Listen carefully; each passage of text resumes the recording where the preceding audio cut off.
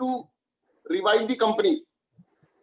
नाम इसका resolution professional है, रेजोल्यूशन नाम है, लोग इसको कोर्ट समझते हैं. इसके बारे में भी कई बार हमारे वेबिनार्स हुए हैं कि NCLT is a adjudicating authority, it's not a court for the purpose of IBC. So now I invite CA Anil Goyal ji. Before inviting him, I am reading his brief profile.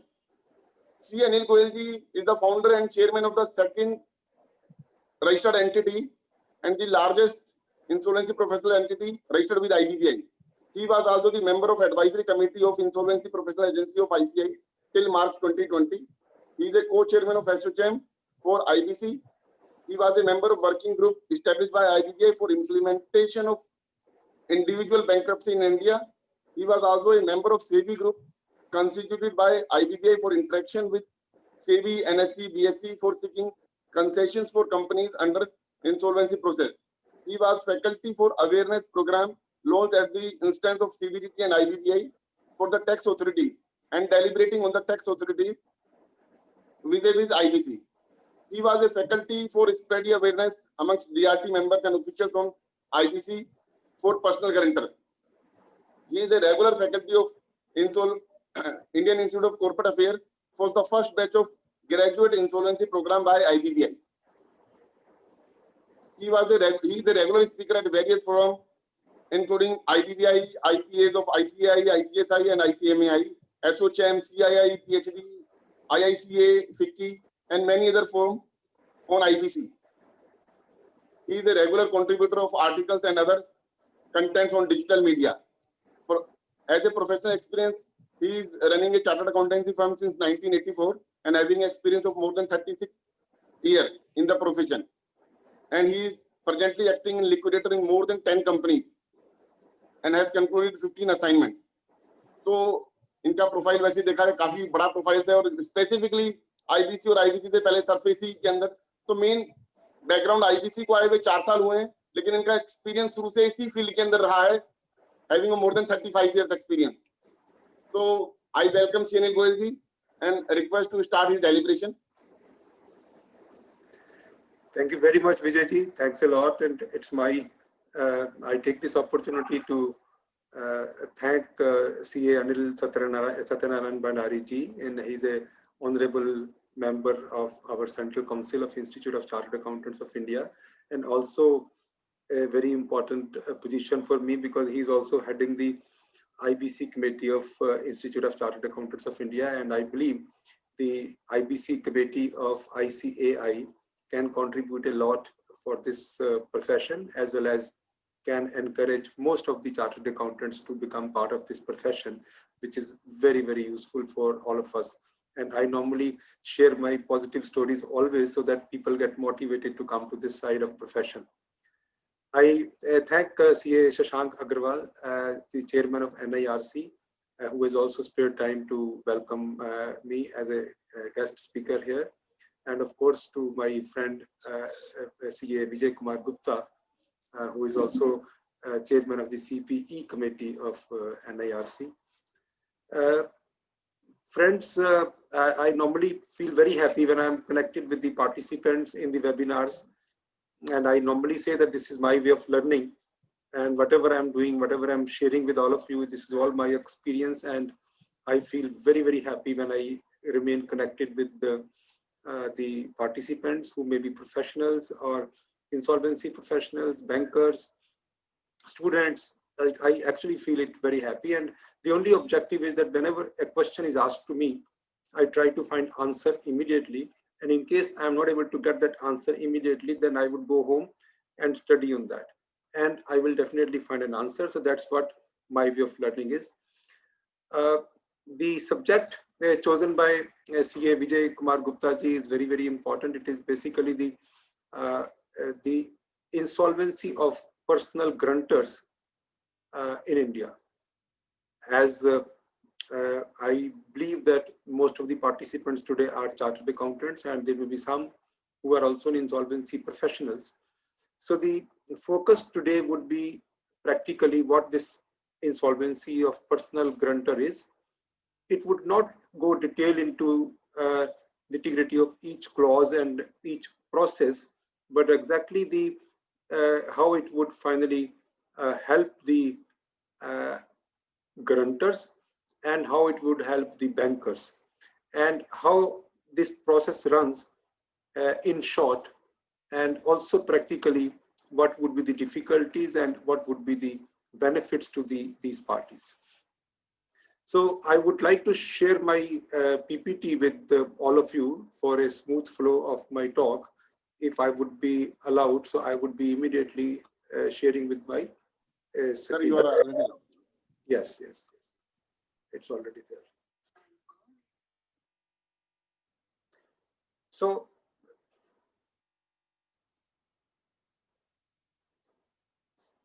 friends, we are talking about today. We are talking about the insolvency and bankruptcy of individuals. And when I say individuals, the subject is restricted to the guarantors who have granted any loan to corporates. And corporates includes any incorporated entity, and that may be a company, or it can be an LLP, or any kind of incorporated kind of organization. This particular law was notified, this section was notified on with effect from 1st December 2019. Unfortunately, while everyone was trying to understand it, and the banks were trying to file applications, or even the guarantors were trying to file applications to get a discharge from past liabilities, the COVID-19 started, and the entire country went for a different scenario. So the focus on this particular law could not come as fast as it started with the insolvency and bankruptcy of companies in India. See, when how it was notified, the government was preparing itself. First of all, because I was the member of a working group which was constituted by IBBI and MCA, and that particular working group was functioning. It was working on the implementation of the individual insolvency in the country. Later on, it was decided that this particular insolvency should be restricted at the initial stage. It should be restricted to only to the personal guarantors, to the corporate debtors. So the notification came on 15th of November, whereas it was applicable, it was effective from 1st day of December. And the notification was by way of some sections which will come in force. So the first section was this clause E of section 2. So this was only personal guarantors to corporate debtor. If you see this section 2, it was in fact bifurcated by the central government into A, B, C, D, E, F, G. So the next level may be, once we start understanding personal guarantors to corporate debtor, the next level may be partnership firms and proprietorship firms. And thereafter, at the end of it, all individuals, whosoever has taken any debt in the, so they can also become insolvent. So that part will take a little longer, but we are expecting that the partnership firms and proprietorship firms can actually come earlier than what we are thinking. See, the entire scenario as of now is presently like stuck up somewhere in the capacity building in the NCLT and DRT. Once this capacity building is done, I think thereafter the government will not hesitate in notification of the insolvency of partnership firms and the proprietorship firms. So after this notification, then the IBBI also released the regulations, regulations for the insolvency part, regulations for the bankruptcy part, and central government also released rules for making application for insolvency and rules for making application for bankruptcy trustee. So this was the notification process, and while this was being notified, there were other sections were also notified. Some other sections, because see, this section 94 to section 187 of the IBC, it was see, one doubt which normally people have, because see, the IBC, when it was see 3 years back, when it was drafted 4 years back, it also included all kinds of insolvency, maybe partnership firms or proprietorship firms or individuals. However, it was notified gradually and it was not, it did not come in force because notification was not done. So the power had been taken by the government from the parliament that these sections are already there in the law, and these sections can be notified as and when it is required. See, one very important, otherwise also some change was made when this notification was done. Section 249 of the IBC, in fact, got also notified along with this amendment with effect from 1st of December 2019. And in that particular notification, which probably very few people would know, that the name of that act, which used to be the recovery of debt and RDDBI, the name of that act was also changed to the Recovery of Debt and Bankruptcy Act. Because see, now it is not only a debt recovery, it is also a bankruptcy act, because the individuals, some of the individuals cases will go to DRT also. So I would come that to jurisdiction part, what kind of cases will go to NCLT and what kind of cases will go to DRT. I would explain that in detail. So in this particular section 249, the government also kind of got a mandate from the parliament that the government to set up requisite DRT, debt recovery tribunals, and the debt recovery appellate tribunals are supposed to be set up by the government. And also the tribunals shall have circuit sittings in all district headquarters. For the time being, the insolvency law for individuals is only applicable to grunter. So the grunter definition is very, very easy, like a debtor who is personal grunter to a corporate debtor. Corporate debtor includes the limited companies, private limited companies, and LLPs, and in respect of whom the grantee has been invoked by the creditor and remains unpaid in full or part. So now in this case, the creditor also, of course, would be defined. I will actually come to know, but then any person who has given personal guarantee to a corporate loan, the corporate loan becomes bad, and the recovery process or the insolvency process is pending with DRT or with the IBC, with the NCLT, then the application can be filed by the creditor or by the debtor. So the debtor in this case would be the individual who is under financial stress, and the creditor in this case would be the person who actually has given loan to this particular to those companies where this particular person has granted. So those both can file an application like this. So coming back to the jurisdiction, section 60 subsection 2 of IBC, it talks about that where the CIRP or the liquidation proceedings of a company is pending with NCLT. CIRP or the liquidation proceedings are pending with NCLT, then an application can be filed relating to the insolvency resolution or bankruptcy for any corporate guarantor or personal guarantor. And the jurisdiction would be that particular bench where the insolvency of that company is continuing. Section 60 subsection 3 says in case of any other cases where the files are somewhere else, this section also say that the files will be transferred to that bench where the insolvency of that company is continuing.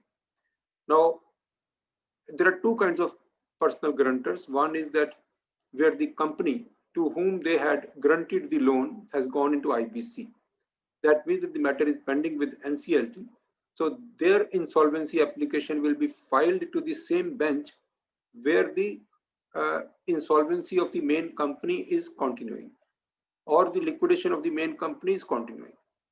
Now the second part is that section 179 of the code says that subject to section 60, the adjudicating authority would be debt recovery tribunal having territorial jurisdiction over the place. So in case the no IBC proceedings are pending, for example, maybe it was a case which is time barring, or maybe it was a case which is pending since long before the DRT. Insolvency of the company could not be started, or even the creditors thought that the insolvency of the company would not bring any result because the main loan was given because of the guarantee of the person. So then the recovery process must be pending with DRT. In that case, the individual insolvency of the personal guarantor that application would also be dealt by the debt recovery tribunal, and the jurisdiction of the debt recovery tribunal will be based on the individual's residence. It would not be based on the the bench where the company proceedings are going on. So in that case, the company proceedings can go on anywhere, but wherever the individual resides, that would be the jurisdiction of the individual guarantee application, personal guarantor's application. So the adjudicating authority in this case is, one is the NCLT and the other is debt recovery tribunal that I have already explained. These are the two debt recovery tribunals. Now coming to the main process, as in the insolvency of companies, the insolvency of corporate debtor is also two-stage process, and the insolvency of personal guarantor is also two-stage process. See, I would be relating this entire subject of individual guarantors in between with the corporate insolvency resolution process, because that's some process which is continuing for the last 3.5 years. That is now understandable to many professionals. So therefore, some linkages between these two has to be there. So I would try to link these two or compare these two laws. Even various judgment or various processes has already been started in the in the last 3.5 years, whereas the Insolvency and Bankruptcy Code 2016 was drafted long back, and there has not been any change in the Insolvency and Bankruptcy Code specifically to these sections which pertains to individual bankruptcy. So still some provisions are there where a lot of judgments have already come, and the impact of those provisions have changed. Those I would keep explaining to you. So in this case also, the first part is, nobody can say that I just want to go for bankruptcy and I just want that the banks should take my asset or the RP should take my asset and free me from my past liabilities. No, it is not so. As in the case of companies, the corporate insolvency resolution process has to start. First of all has to make an effort to resolve this financial stress of the company, and then only the company goes into liquidation. So insolvency resolution process is comparable to CIRP, corporate insolvency resolution process in the case of companies, and the bankruptcy process. The second process is bankruptcy process, which is comparable to liquidation of the companies. So the section 94 to 120 deals with the insolvency, section 121 to 178 deals with the insolvency bankruptcy process. Now, before we go to the bankruptcy, which is actually more important, we actually have to go through the insolvency resolution process of the guarantors to corporate law. See, when we say the insolvency process, in case anyone would like to start the individual insolvency, so who can make the application? Applications can be made by the guarantor, means the debtor, the person who has given the guarantee to a loan. He can also apply for his own insolvency, and then later on the bankruptcy, and the creditor also. See, unlike CIRP, there is no difference in the creditors. Here the creditors are categorized only as one, whereas in the CIRP the creditors are also classified into two parts. One is an operational creditor and the other is a financial creditor. So in this case, the creditor is only one class of creditor. So that class of creditor should have a guarantee, and that guarantee should have been invoked, and the money is still remained unpaid by the guarantor. So then only the application can be made to the respective adjudicating authority. I would not go detail into how the application can be made and under what all the documents are required.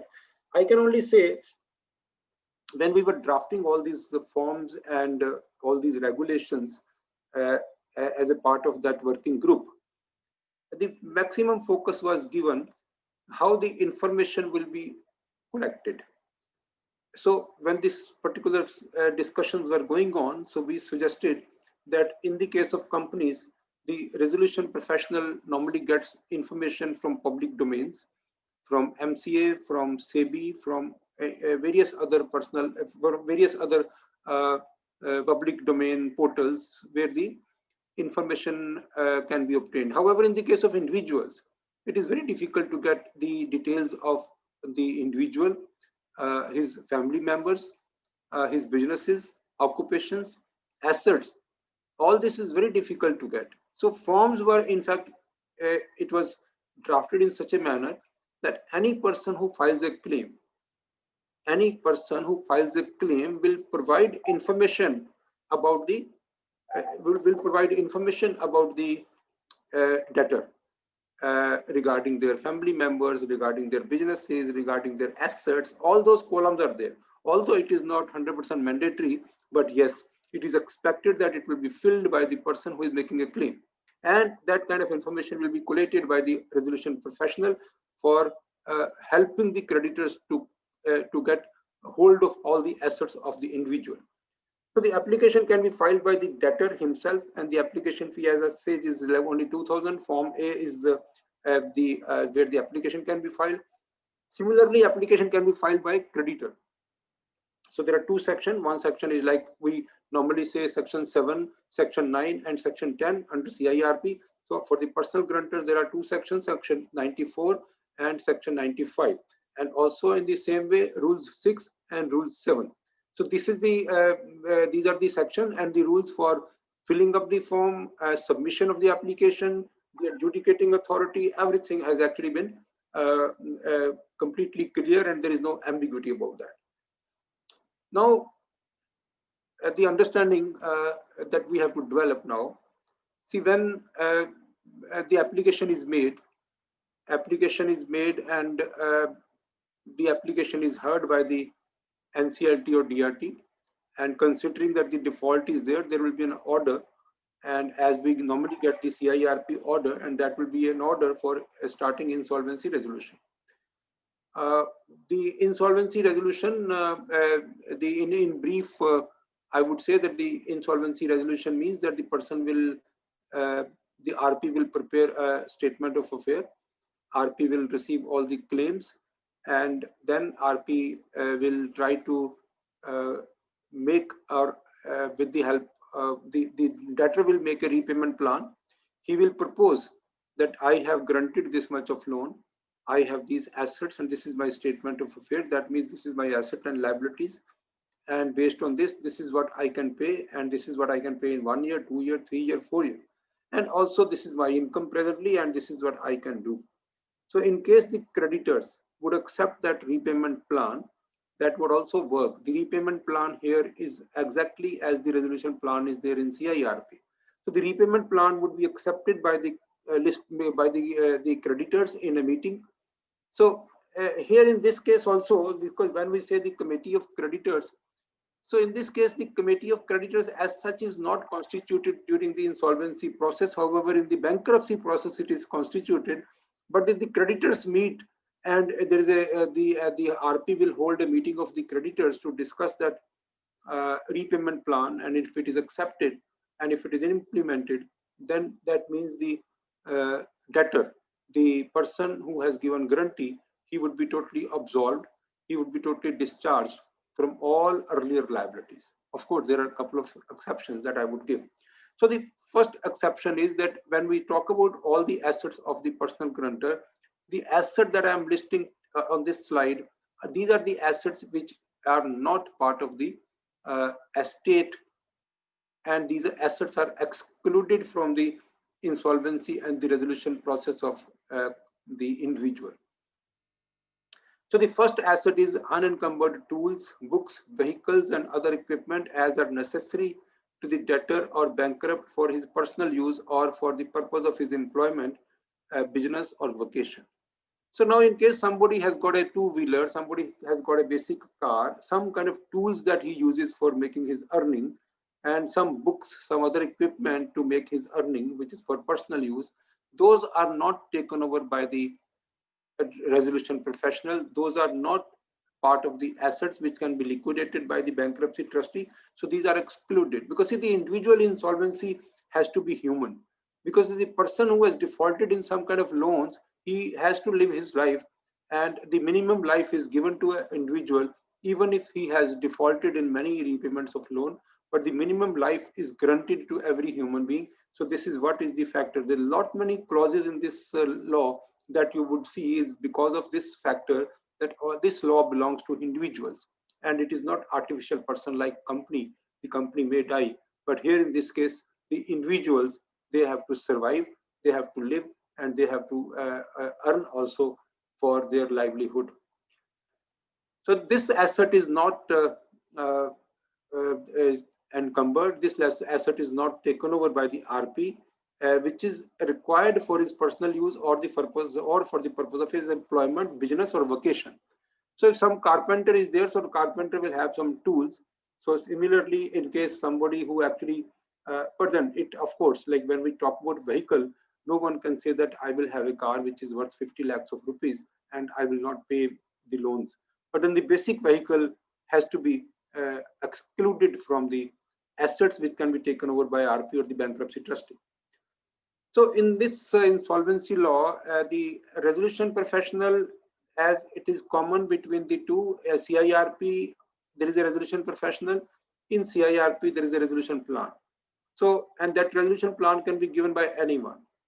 In the individual bankruptcy, the resolution professional would be appointed, and instead of resolution plan, it would be repayment plan. The resolution professional will get the information, will get this statement of assets and liabilities made, statement of affairs made, all the income tax returns, income, everything would be analyzed by the RP. And then the debtor, the defaulter, the debtor will prepare a repayment plan with the help of the RP. And that repayment plan would be submitted before the creditors for approval. So that actually is a resolution, and that's the first stage of the resolution. So in case this resolution is not approved, the repayment is not approved, then this then the bankruptcy can be started, and the resolution professional can be appointed as bankruptcy trustee. So this is the law in brief. And the other asset that is not where RP cannot take over, unencumbered furniture, household equipment, and provisions as are necessary for satisfying the basic domestic needs of the bankrupt and his immediate family. So basic household furniture, household equipment is also not taken over by the resolution professional. He has no authority to sell a basic need material. Now somebody can make a sofa set, or somebody can make a table with gold, so that would not be considered as the basic needs, basic domestic needs. But yes, the basic, which actually is a basic furniture needs or equipment needs, that has to be excluded from the asset, and the resolution professional has no right to catch hold of those assets or take custody and control of those assets. Even the custody and control of even other assets are also not recommended in this case. So the third part is any unencumbered personal ornaments not exceeding a value of rupees 1 lakh of the debtor or his immediate family, which cannot be parted with in accordance with the religious usage. So this is very important. Everything, when we talk about individual insolvency, it is always on that particular individual, and the assets of wife, assets of children, in case it is not transferred by him, those assets are not part of the insolvency or bankruptcy of this individual. However, in the case of jewelry, the entire jewelry of the family can be taken over by the RP, except for some items which are required for religious usage, maybe kada for Sikh religion, maybe Mangal Sutra for some females. So these kind of items which can be retained, and the maximum value which is permitted is only 1 lakh of rupees. Sir, in case the value is already mentioned 1 lakh, लेकिन जो religious purpose के हिसाब से जैसे आपने कड़े की बात करी या कोई और ऑर्नामेंट हो सकता है, if the value is more than that, if the value is more than that, then the first option would be given to the family, that family can contribute anything. In case the kada value is only 5 lakhs of rupees, so the family can give balance 4 lakhs of rupees to RP and can retain the kada. So similar provisions are also available for the residential house. I will come to the dwelling house. If somebody is giving point, मेरा जो 1 लाख के ऊपर पूछने का point था, वो ये था, a value of rupees 1 lakh of the debtor or his immediate family which can't be parted with in accordance. तो मतलब 1 लाख religious purpose वाले में भी 1 लाख की limit fix रहेगी? Yes. If the 1 lakh rupees is limit is only for some items which are used for the religious purposes. Yes. So this 1 lakh is already a part of the rules. In fact, there was a lot of discussions when we were making these rules. So there was a female in our committee. So that female said, somebody said that it should be 5 lakhs of rupees, and that female said 5 lakhs se kya hota hai. So this is really very, very less considering Indian circumstances, but the government and the lawmakers thought that this is something that actually will give some kind of fear for not becoming a defaulter. And see, the next clause is very, very important. Like any unencumbered life insurance policy or pension plan taken in the name of the debtor or his immediate family plan is also not possible to touch. A resolution professional cannot touch the unencumbered life insurance policy or pension plan. So when this law will become little popular, I think the pension plan and the life insurance policies will also become popular for those people who actually are under some financial stress, so they can invest their money into life insurance policies or pension plan, because there is hardly any limit on this as far as the amount is concerned. However, as you understand that if a person who doesn't have that kind of income, he goes to get his life insured, the insurance company doesn't do that. Similarly, pension plans also, you can't just buy a pension plan which is unlimited. So the next clause is very, very important. Unencumbered single dwelling unit. First of all, if the residential house is encumbered, means that it is already given mortgaged or hypothecated, or it is already having a charge of any banker or any creditor, then there is no relief that the banker will or the RP will take over the house completely. However, if the house is not encumbered, it is not mortgaged anywhere, then the maximum asset which is excluded, and that is the dwelling unit in urban area which is having a value of 25 lakhs, and dwelling units in rural area which is having a value of 10 lakhs. There is a very huge there is a complete complete chapter on this dwelling unit, the dwelling unit definition, the definition of rural area, definition of urban area. Then this 25 lakhs and 10 lakhs is also based on the circle rates. There is also a clause like in case you have 4 family members, then you are only allowed to have something like 450 square feet house, and in case you are 7, then maximum you are allowed to have 1000 square feet, and that also is different from urban area and rural area. So there is a complete chapter what kind of dwelling unit, what kind of residential house can be excluded from the assets which can be taken over by RP. So this is and then there are provisions like if somebody is living in a house which is 2 crores and the rules says that it cannot be more than 25 lakhs, so his family is given the first option that they can pay 1.75 crores to the resolution professional or to the creditors, and they can continue to stay in that house. So this is very, very harsh on the individuals who are actually undergoing the individual insolvency. So I think till this level, because I could see there are some questions are being raised, we are already 30 minutes we've spoken. So in case you can read on the chat box. Sir, there is only till now one question. Actually, chartered accountants are also not much aware, I think, in this personal guarantee cases. One question is from Akhil Ahuja. In case one personal guarantor has given guarantee for loans to more than one company, that is A Limited and B Limited, and both these companies is under corporate insolvency resolution process at different states or banks, then where the application for personal guarantee needs to be filed? So the application in that case would be basically where the debt is higher, although it is not decided so far, but wherever the debt is higher, that company would be chosen for the insolvency of the individual. But that particular bench will be taking the cases where the debt is higher. This is basically based on the so the law doesn't provide for this, but as an understanding as that we have based on the experiences so far in other cases, not in insolvency of individuals, but yes, wherever the debt is higher, or the second option can be wherever the individual, which is the closer to individual guarantor. These are the two options only. They'll let the adjudicating authority will decide, depend upon the bench. But the present scenario is that either it should be closer to the residence of the personal guarantor, or it can be the company which has got the higher value of guarantee. Sir इस case के अंदर let's say किसी एक की guarantee 50 crore की है, किसी एक में 100 करोड़ की है, और इंडिविजुअल के नेटवर्थ लेट से 10 करोड़ रुपए से रिकवर हो जाते हैं, तो वो भी Yeah. प्रोपोर्शनेटली बटेगा या फिर बड़े वाले को सारा चला जाएगा?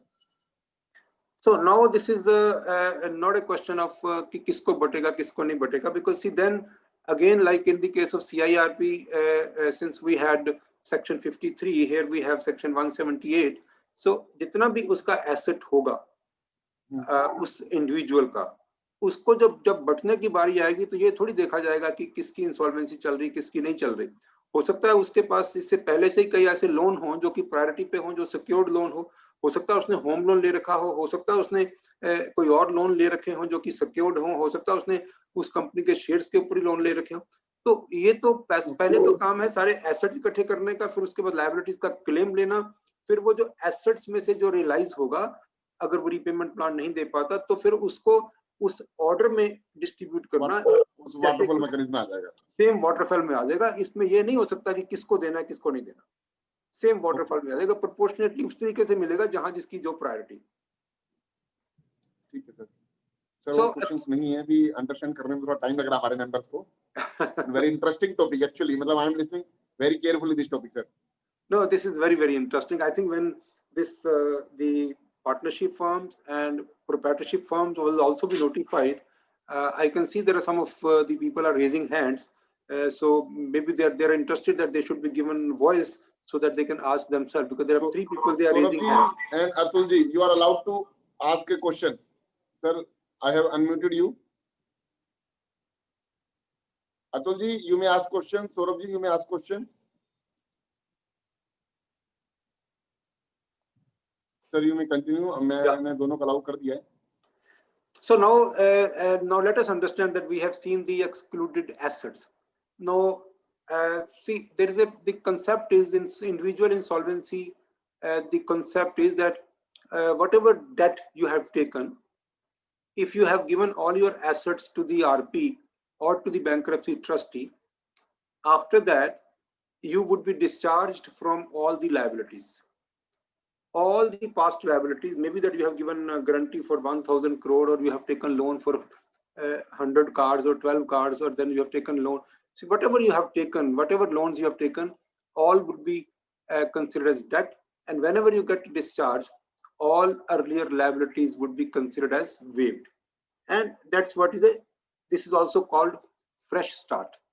So in the past, if a person comes under financial stress, if an individual comes under financial stress, what was the option available with him? So he was actually struggling for 15-20 years, and finally you would see that he would start doing business in the names of the family members, and he would probably not be able to start any business till the time he crosses kind of various bridges.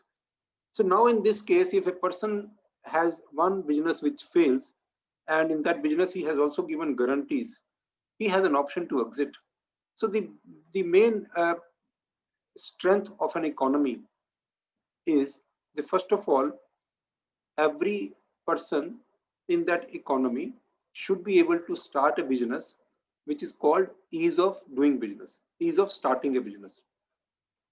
Second important impact on the society, on the financial, on the economy would be that he should be able to grow his business. And in case he is not able to earn any profit, or he is incurred liabilities or incurred losses, then he should be able to easily exit the business.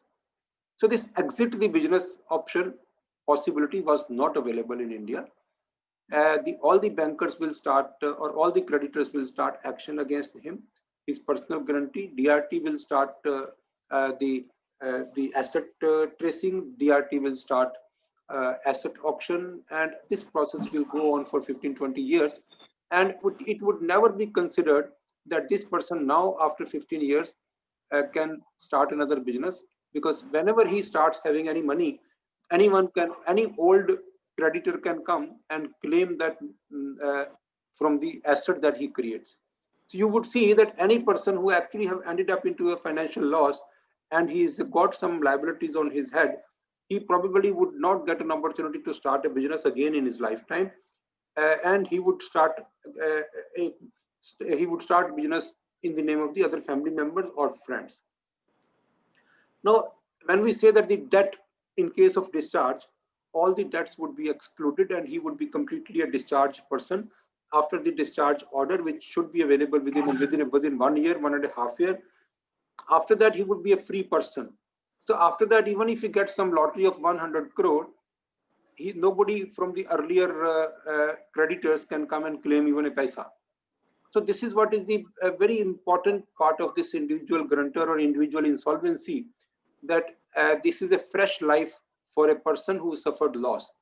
So I would say all the chartered accountants who are here, when they see that their clients are suffering and they are trying to start businesses in the name of their other family members or relatives or even employees, we should give them a suggestion that you should file an application for your own personal bankruptcy.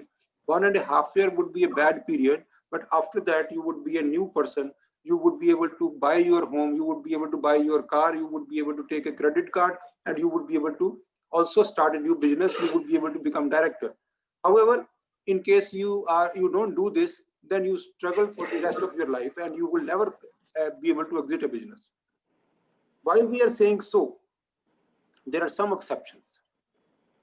We have seen the assets which can be excluded, which RB cannot touch. Similarly, there are some debt also which would not be considered as waived, which will not be considered as the discharged. One is the liability to pay fine imposed by a court or a tribunal. If there is any fine that a person has to pay to a court or a tribunal, that he'll have to pay even if he becomes insolvent and then bankrupt. This particular liability will never get waived. It will have to be paid by him. Second, the liability to pay damages for negligence, nuisance, or breach of a statutory, contractual, or other legal obligation. So this particular section calls out damages for negligence. So this is also kind of in a public life. Nuisance, breach of a statutory, a contractual, or other legal obligations. These are some kind of damages that are imposed on a person for doing some kind of negligences which are impacting the society. Now, in case of any income tax liability, any GST, or any other liabilities which are considered to be financial liabilities, those would be waived. However, these are a kind of the damages for any kind of other negligences. Those would continue and he would have to pay for these damages.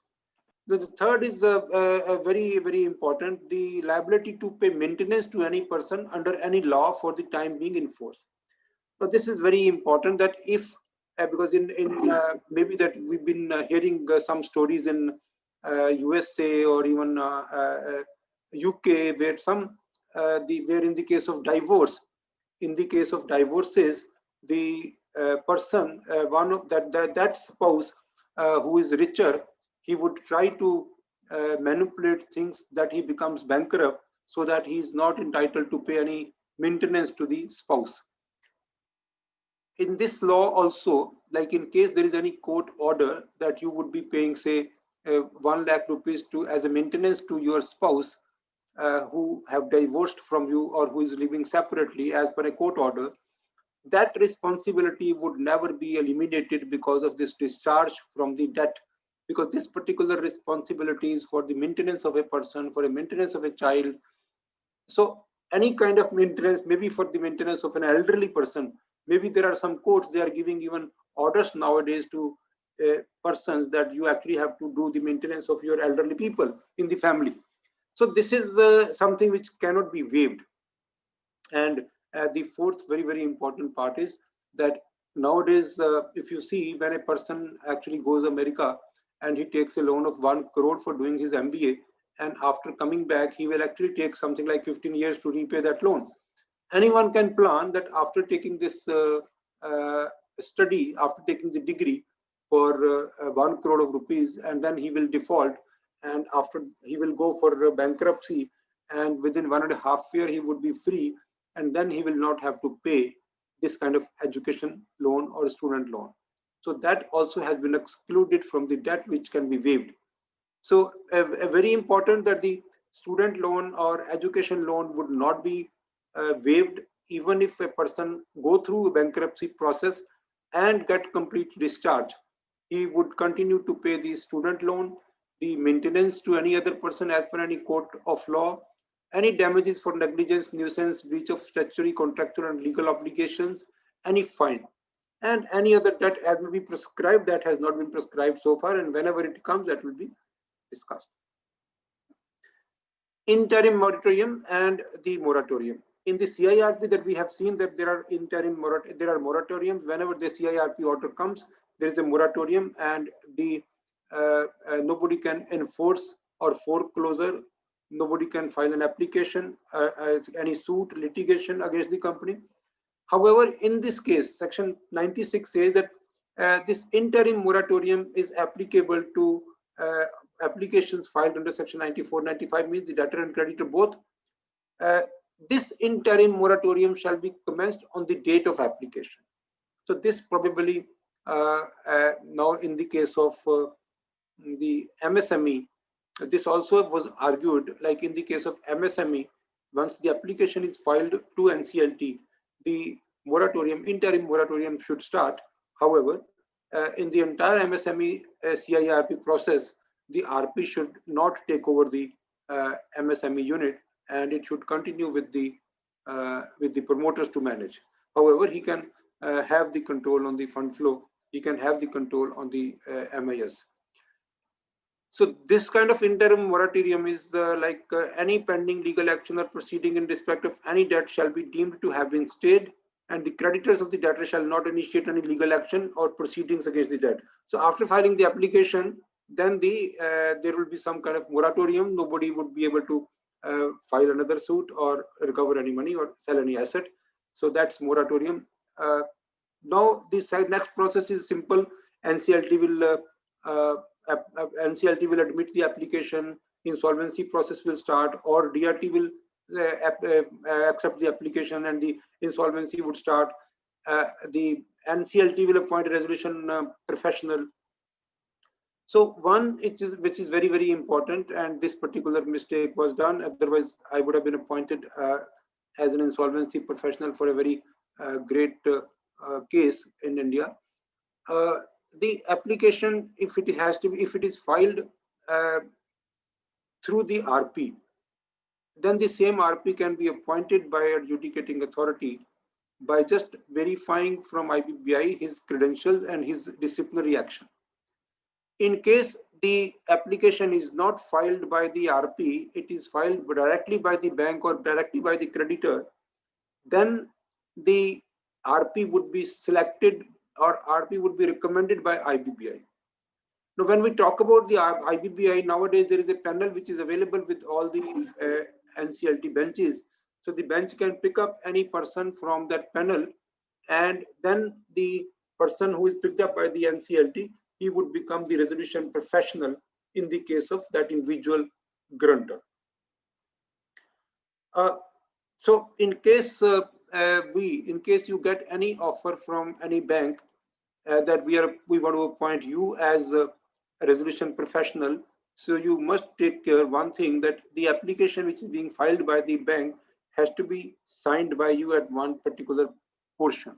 So that is a little bit of verification that you have seen, you have undertaken something, and that form says very clearly that you feel that yes, this is a good case for the for starting insolvency. So you read that form and then you sign it, and then you would be appointed. Otherwise you would not be appointed, even if the bank appoints you, but the adjudicating authority would not appoint you. So as I said, then the only the existence, of course the law still says that the application would be disposed of by NCLT within 14 days.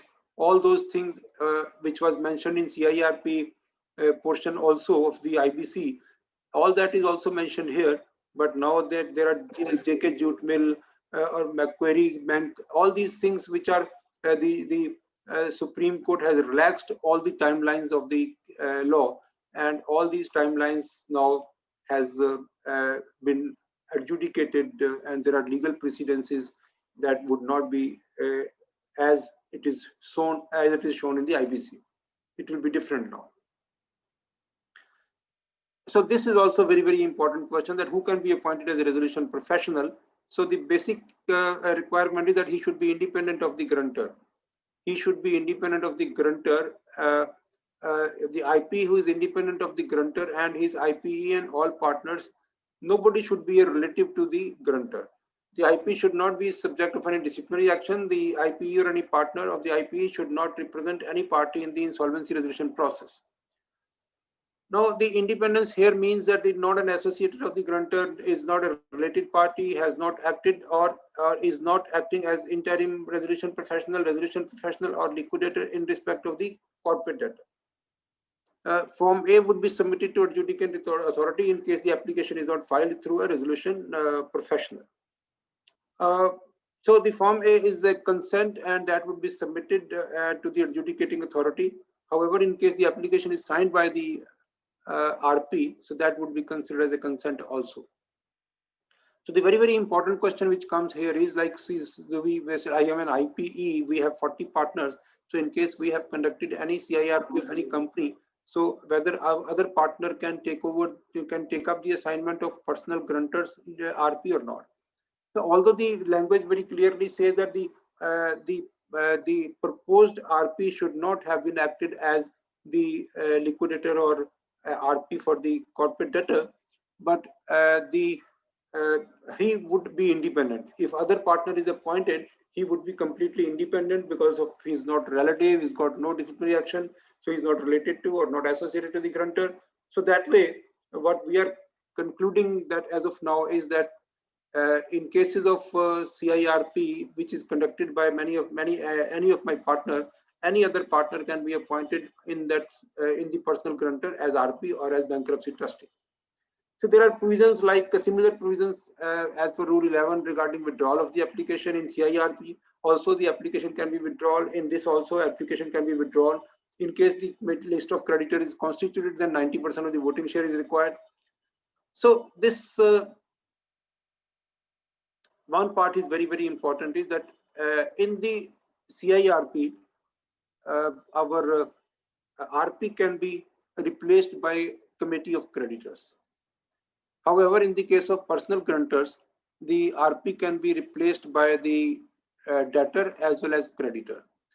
So both the debtor and the creditor can file an application to adjudicating authority, and as far as when the debtor comes, the debtor will give some reasons why he want to replace the resolution professional, whereas the creditors will do this by way of a resolution in the list of in the meeting of the creditors. So debtor as well as creditor both can replace the RP duly appointed by the NCLT. However, the debtor will not have a choice of recommending a person of his own choice.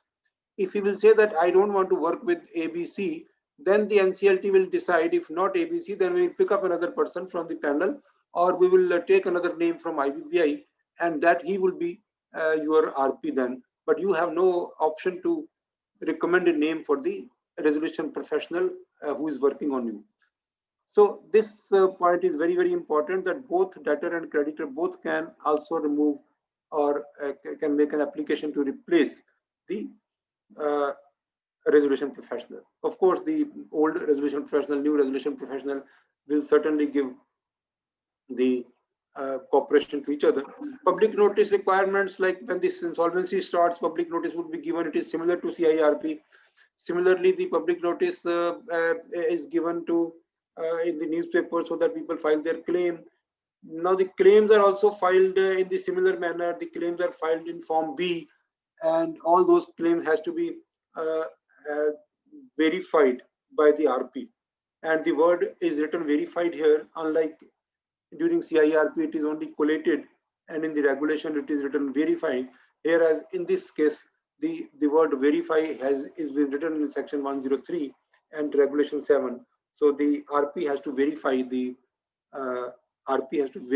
claims, and after verification, the RP will prepare a list of creditors.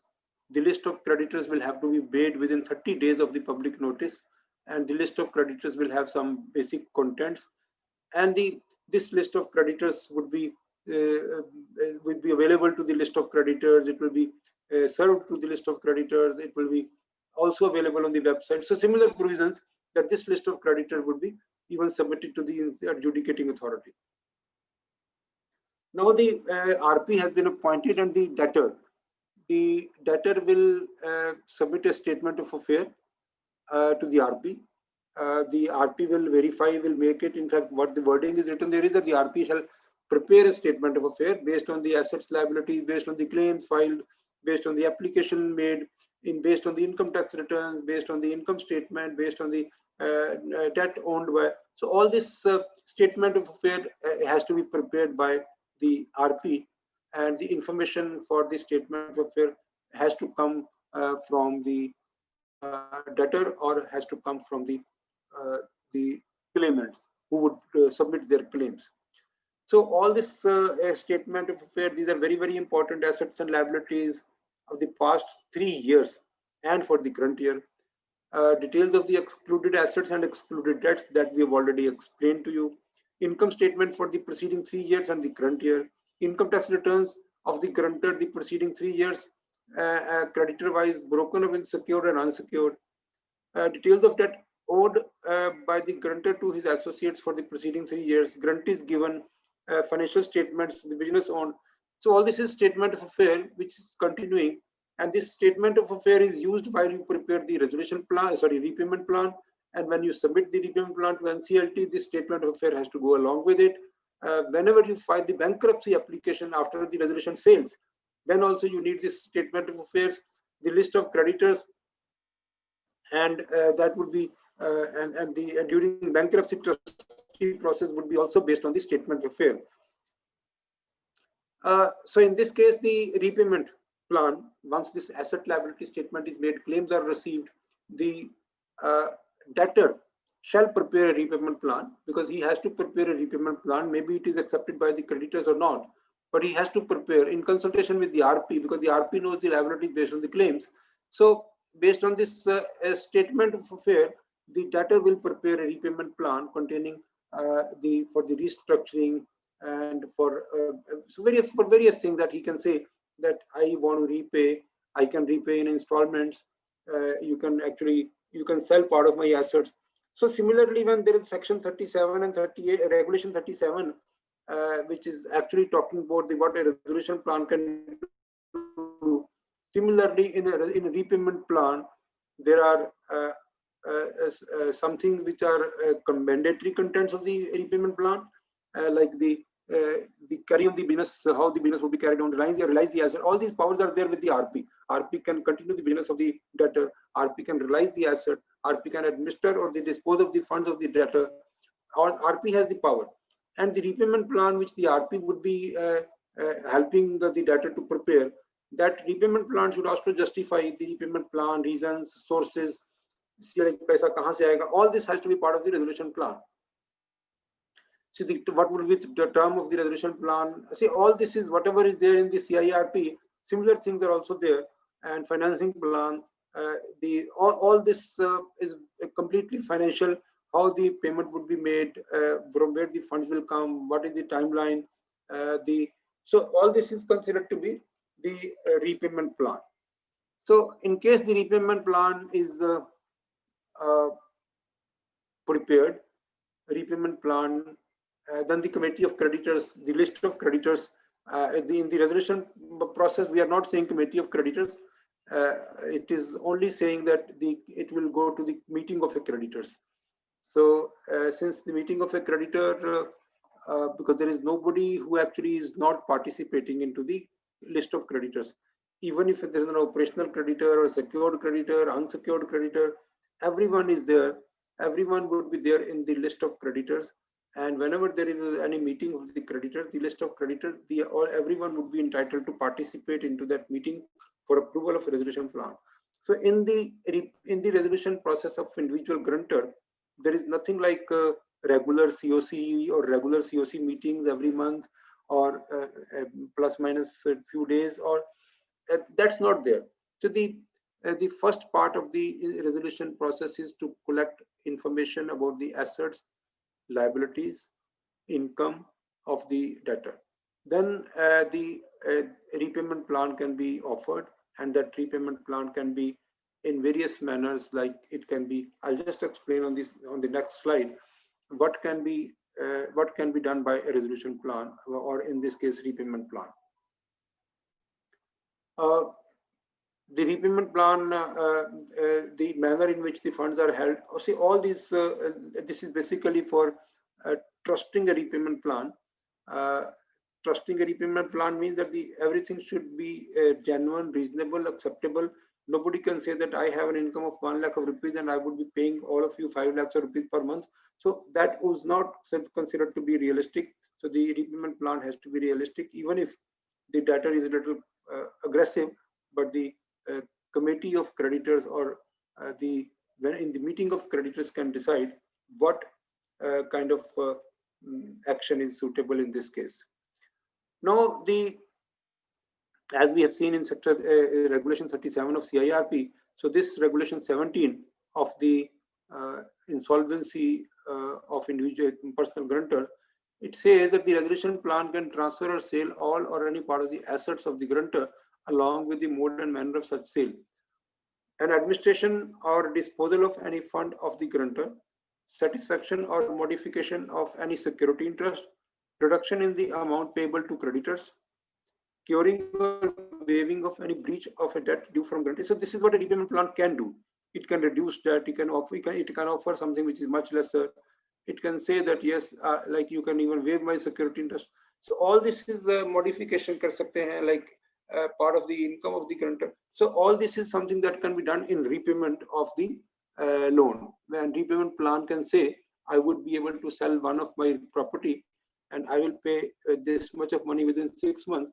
And then the repayment plan can say the balance amount I would be paying in 3 years, because that actually I would be paying from my income in future.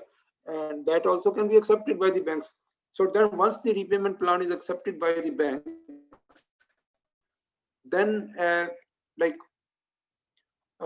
then the resolution plan has to be submitted to adjudicating authority for approval. However, the resolution plan has to be submitted along with the report of the RP. Now, the report of the RP has to be submitted along with the resolution, along with the repayment plan, and the report shall consist information about repayment plan. Repayment plan has the reasonable prospects of being approved. There is a necessity of summoning a meeting. All this is all this is important because the report of the RP is important for the purpose of acceptance of resolution repayment plan. The report of the RP also provides for that in the RP report, this kind of information would be required. This kind of information about the assets would be required. So all this is a repayment plan. Now the repayment plan is kind of made, and it is circulated to the creditors also. Then the resolution professional can call the meeting of creditors, and that meeting of creditors will be attended by all kinds of creditors, and not like CIRP that the creditors, only creditors in the COC meeting would be financial creditor. Other creditors are not sitting in the COC of corporate debtor. However, in the case of individual guarantor, the meeting of the creditors will take care of all these issues, and all kind of people can come, and that particular meeting of creditors, if it is not too close or it is not for 1 or 2 bankers, then that can actually help. So most people will actually say negotiations, discussions on the repayment plan, various things can happen. And finally, if the resolution plan is approved, then let us see what happens. See, like then there are provisions, similar provisions, the conduct of the meeting for the meeting of creditors. Because see, like carefully you could have seen that they are not calling it as a committee of creditors. They're only saying that the meeting of creditors and how they would vote, and all this is all very common now, since we've seen the insolvency law for 3.5 years. So all the committee of creditors meetings are we have seen. However, the rights of secured creditor in relation to the repayment, the secured creditor shall be entitled to participate and vote in the meeting. 1, the secured creditor participating in the meeting of the creditor and voting in relation to the repayment plan shall forfeit. So any person who is a secured creditor, and for example, he has charge on his residential house. So in case he submit his claim, and also in case he says that I am relinquishing my security interest in favor of the resolution professional, so then in that case, the he would not be able to take the asset back. Then it has gone to the RP. So the RP will decide the fate of that asset on which the secured creditor has got a direct charge. Where a secured creditor does not forfeit his right to enforce security, he shall submit an affidavit to the resolution professional at the meeting of the creditor stating that the right to vote exercised by the secured creditor is only in respect of the unsecured part of the debt.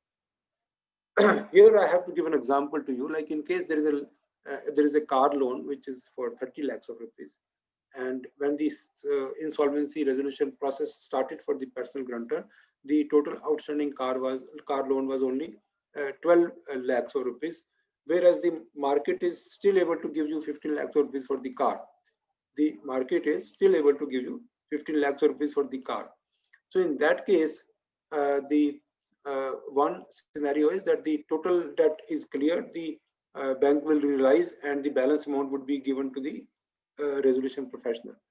However, in case the loan is 20 lakhs and the value of the car is 12 lakhs, then the bank will say, I will sell the car myself, and then out of the total loan of 20, 12 we have realized from the car, and my claim which is coming to you is only for 8. So this is what is the right of the secured creditor. The secured creditor can sell and can file the claim for the rest of the amount and not for the full amount. So it is the similar rights of the unsecured creditor. Similar approval of the resolution plan has to be done by the list of by the creditors. The repayment plan or any modification of the repayment plan has to be approved by the creditors. Shall be approved by a majority of more than 3/4 in value of the creditor present in person or by proxy and voting on the resolution in a meeting of creditors. Now, in the case of CIRP also, the originally wording written was more than 3/4 people required to vote. But now of late, it has been diluted, and now it is 66% positive vote is required for any resolution to be passed. Whereas in this case, in the case of personal guarantors, the more than 3/4 in the value of the creditors present in person and by proxy and voting in a meeting of creditors, then only a resolution plan would be, or any resolution would be passed. So this is where is the difference in the two law, CIRP and the individual insolvency, that the repayment plan can be approved by the majority, 3/4 majority, which I feel later on will come down to 66. So here we have concluded the bankruptcy. We concluded the insolvency resolution process. Before I move on to bankruptcy part of it, I would like to take some questions, and Vijayji can help me in that. Yes, sir. Sir, Achilji has asked you another question. What could be the rationale for initiating moratorium upon filing instead of upon admission under CIRP? So when this law was made, because everyone thought that the individuals, because of the track record, since there is no track record, there is no information available on public domains, whereas in the case of limited companies, the information is available at various forums. It is available with the auditors, it is available with the SEBI, or it is available with the banks. Whereas in the case of individual, it is actually very difficult to track all the assets.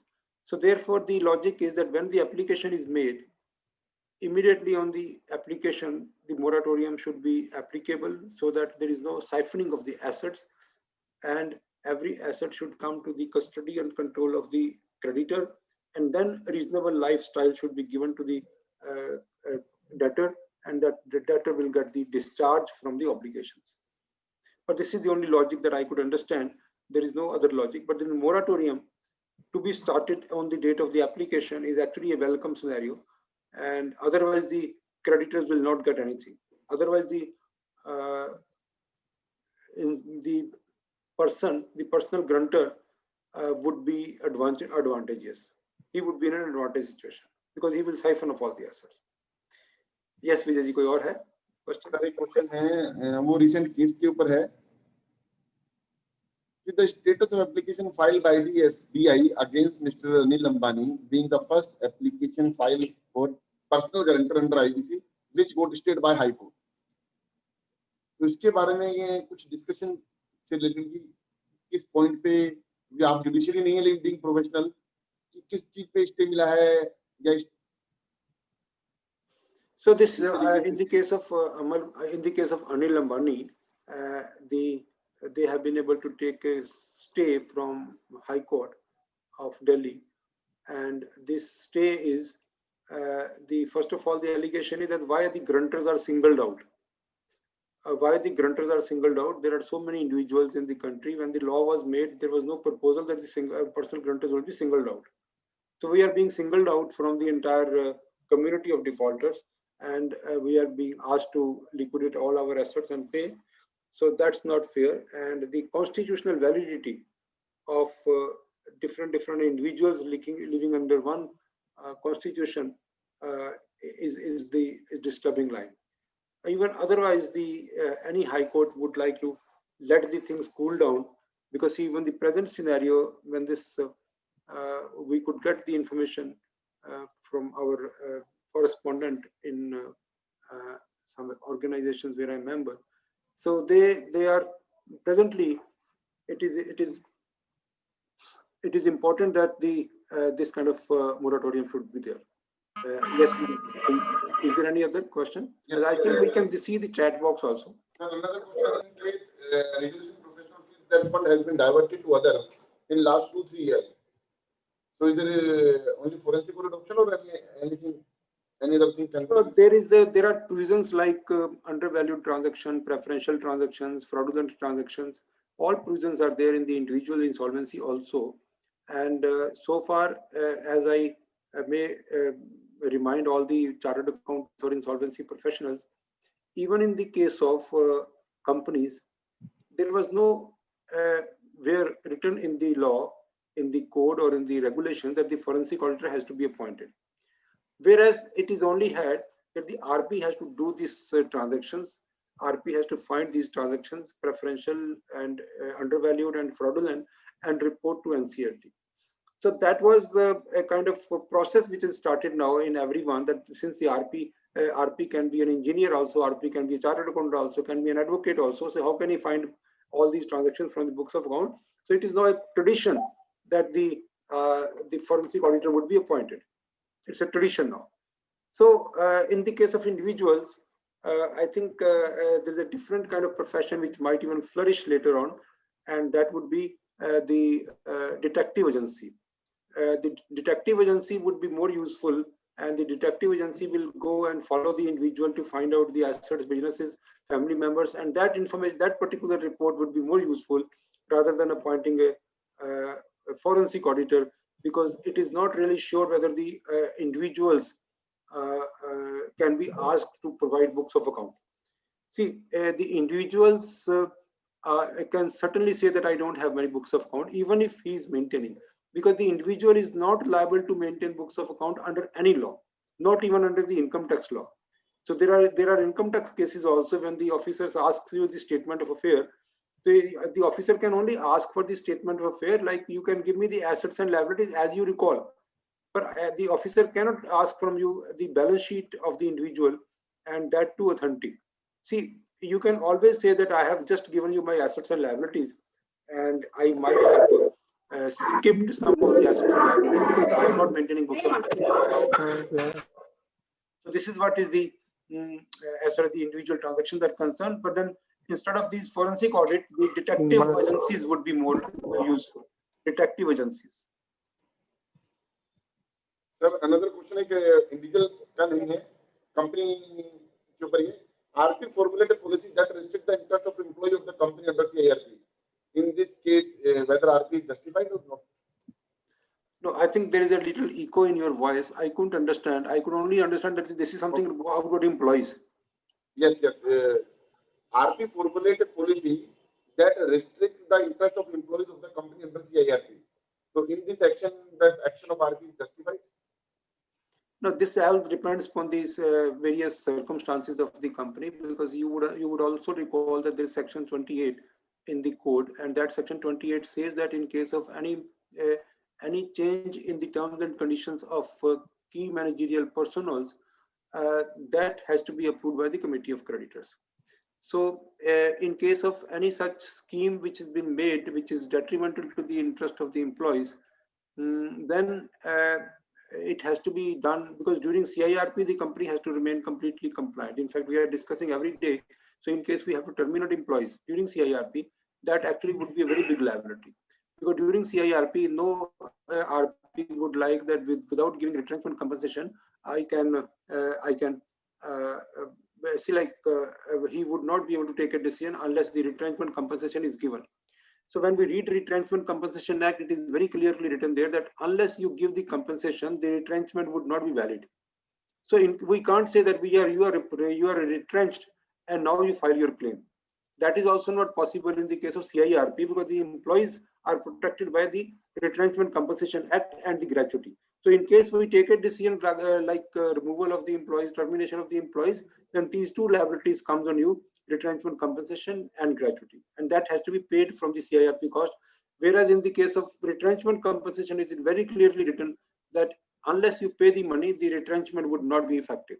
So in case the company has money, company can pay all this, then of course a decision can be taken with the consultation of the COC. Sir कई बार ऐसा होता है जैसे individuals में, और I think partnership रेजल्यूशन में भी notify हो गया शायद सर्विस, या नहीं हुआ सर? No, सॉरी, मैं अभी क्वेश्चन आपका नहीं ठीक से सुन नहीं पाया, क्योंकि उसमें सर जैसे कि इंसॉल्वेंसी के अंदर इंडिविजुअल्स नोटिफाई हो गया है, कुछ लोग एलएलपी या पार्टनरशिप पे भी वेट कर रहे हैं कि नोटिफाई होगा, उसमें इनकम टैक्स की लेट्स से 10 करोड़ की डिमांड है, 20 करोड़ की डिमांड है, उन्होंने कुछ जो लिटिगेशन में इश्यूज है जो सुप्रीम कोर्ट में भी डिसाइडेड असेसेस के फेवर में नहीं आ रहे. No, individual insolvency is notified only for the personal grunters. I think now I would be able to hear you better, because now I have now started using the corded headphones. So मेरा point था क्या ये insolvency के purpose से क्या वो अपने जो दूसरे डिफॉल्ट से उसका बेनिफिट तो नहीं ले पा रहे इस लोग की वजह से? कौन लोग बेनिफिट नहीं ले पा रहे? मतलब लेट्स से लोग का पर्पस तो है रिवाइव करने का या फ्रेश स्टार्ट देने का, लेकिन इसके चलते जिसमें जिनके लोगों की खुद की वर्थ तो ज्यादा नहीं, लेकिन इनकम टैक्स की डिमांड्स खड़ी है, तो सारी डिमांड्स एक ही कंपनी की तरफ या एक इंडिविजुअल की तरफ डाइवर्ट करके. See, like Vijay ji, this is a stated objective of this law.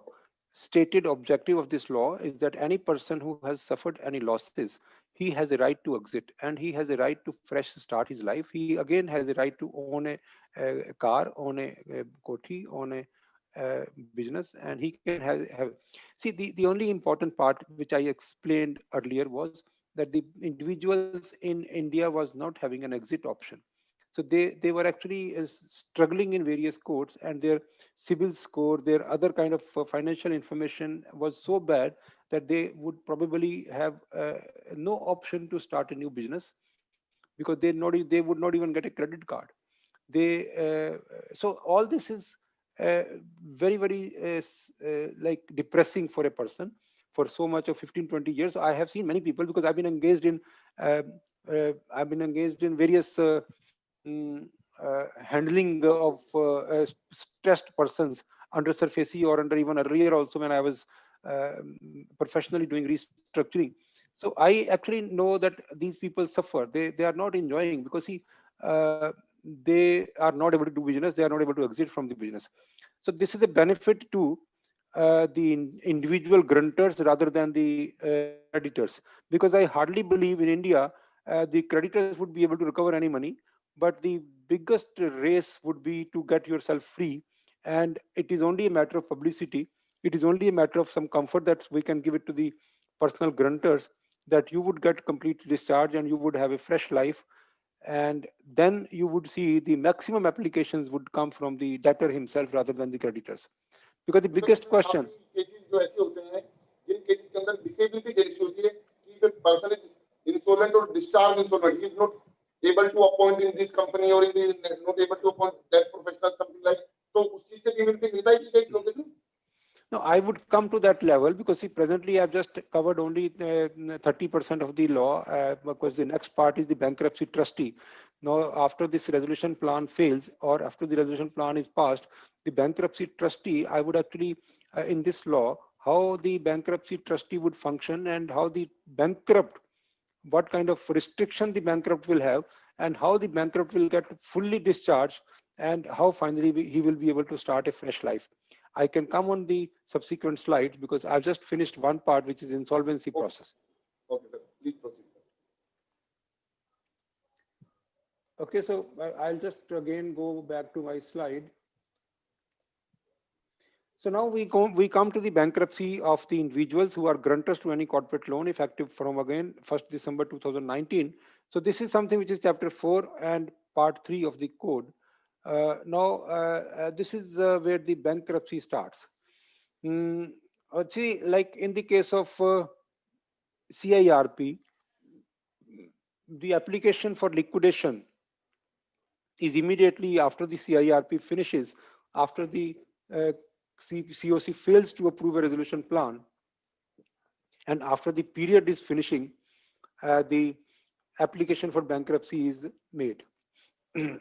Application for bankruptcy is where application for liquidation is submitted to NCLT, and NCLT will take some time in understanding why the liquidation of the company is going to happen. So the NCLT will finally pass the order for the liquidation. Here in this case, like what, let us understand how the bankruptcy application can be made. Bankruptcy, first of all, is not an automatic process like CIRP. In CIRP, in case we are not able to submit a resolution plan, it is an automatic process that the liquidation will start. However, in the individual bankruptcy, this is not an automatic start. It has to be applied for. And the application can be made by the debtor himself or by the creditors. And the creditors can make the application individually or by joint. Now, the second part is when such application for bankruptcy can be made. First option and first clause says that the application filed under section 94-95 means the application filed by the debtor or creditor is considered fraudulent under section 100, because there is again a provision in CIRP, there is section 65 which is considered to be a fraudulent application. Here in this case there is a provision section 100 which says the fraudulent application which can be disposed of by the NCLT or by DRT, and saying that it is a fraudulent application, so direct bankruptcy can be started from this for these people. Then the repayment plan submitted under section 114 is rejected. Repayment plan is rejected, or no repayment plan is approved by the committee or creditors. Rather, I should not say committee of creditors, but it is considered by creditors. Repayment plan approved earlier has not been implemented completely and an order has been passed by the adjudicating authority. If see, all these are similar conditions. In the case of CIRP also, the liquidation starts when there is no resolution, when the resolution fails, when the other is that the implementation, during implementation, the resolution plan is not fully implemented, or any creditor can make an application for the liquidation. Similar conditions are here also in the case of bankruptcy. In all the above cases, the application shall be filed within 3 months. Within 3 months from the date of order. Order under section 104 means fraudulent, and order under section 15(2) and order under section 108(3). All these based on the orders, within 3 months, the application has to be made to the adjudicating authority. So the bankruptcy application is very simple. Again, form A, some records has to be given. It can be submitted by the debtor or it can be submitted by the creditor, both. So the creditor can also file the application under bankruptcy and the debtor can also file application. The only thing they have to say that the repayment plan has not been approved or has not been submitted, or there was no viability.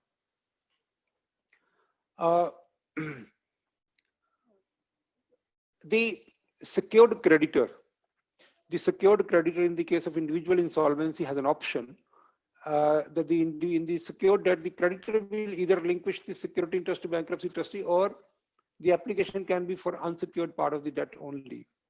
So this is a possible scenario that in this case of CIRP, if I do not relinquish my security interest, that means that the balance amount that I'm leaving suppose the security is 10 crores and total debt is 100. So 10 crore minus 90 crore will actually become unsecured.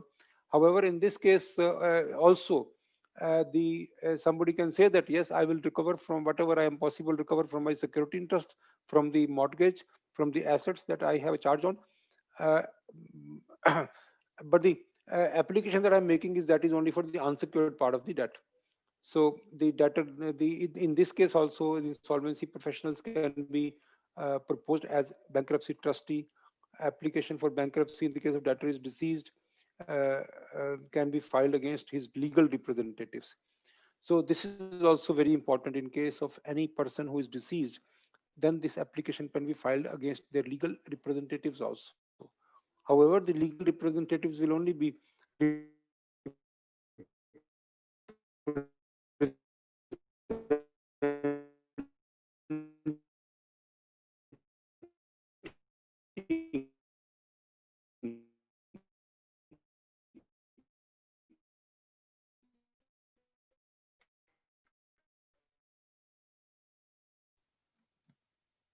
Sir voice का issue हो रहा है sir कुछ। of the थोड़ा सा बीच में हाँ sir हो रहा है ना, yes, sir, ठीक है। अभी ठीक है, okay, okay.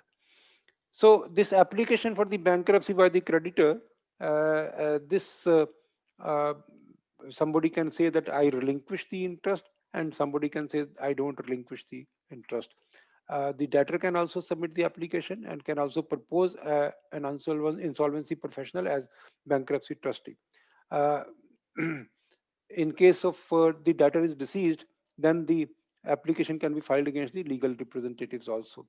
The debtor, in case the application is filed by the debtor, it can be withdrawn. So interim moratorium is again here in the case of bankruptcy. A similar interim moratorium is there. So the pending disputes or the creditor shall not initiate any proceedings in the case of bankruptcy.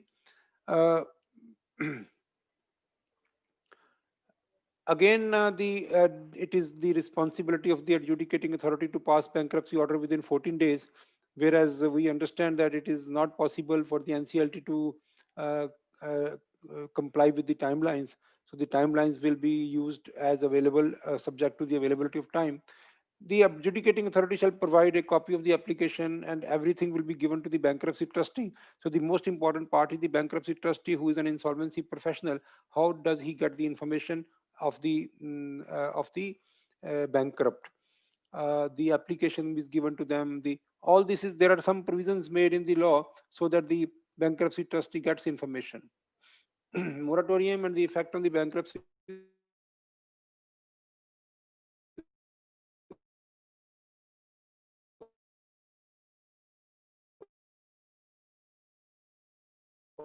order shall vest with amongst his creditors. The creditor shall not initiate any action against the property of the bankrupt in respect of such debt. The creditor shall not commence any legal proceeding except with the approval of the adjudicating authority and on such terms as may be imposed by the adjudicating authority. Moratorium shall not affect the rights of a secured creditor unless relinquished in favor of the bankruptcy trustee.